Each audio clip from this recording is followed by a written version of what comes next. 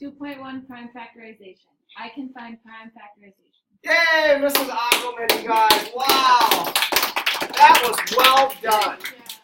Wow, you'll always remember this one, won't you guys? No, totally. Totally. That's not very good. All right, we had a vocab. This was a very, very heavy vocab lesson.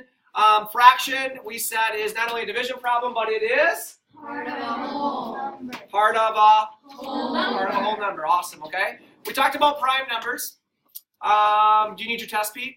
Yep. Can you grab it? Just find yours in there and then go. Prime numbers, we talked about having exactly two factors. Factors would be numbers that go evenly into another number.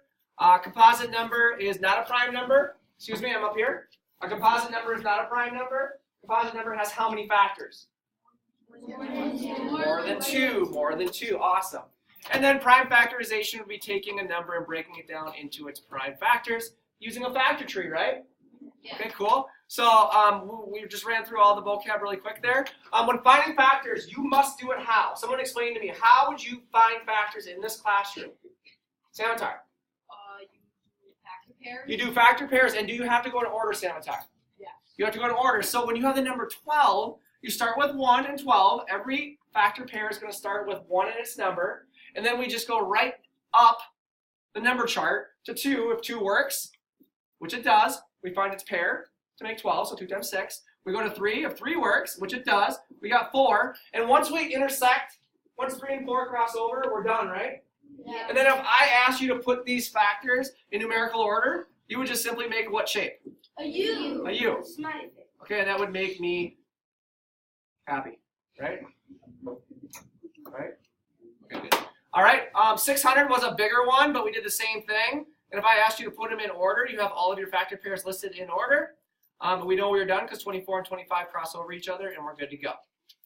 All right, and then the last thing we did was we broke numbers down into its prime factorization using factor trees.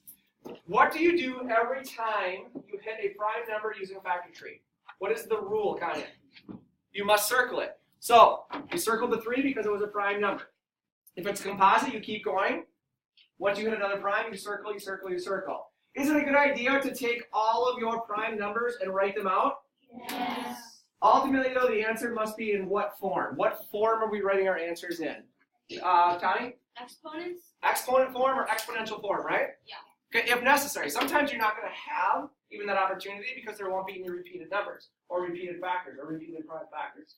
But in this case that we just talked about, we do. And then down to 600, we had Emma do this one for us. And you can take a look at that in your notes. Questions?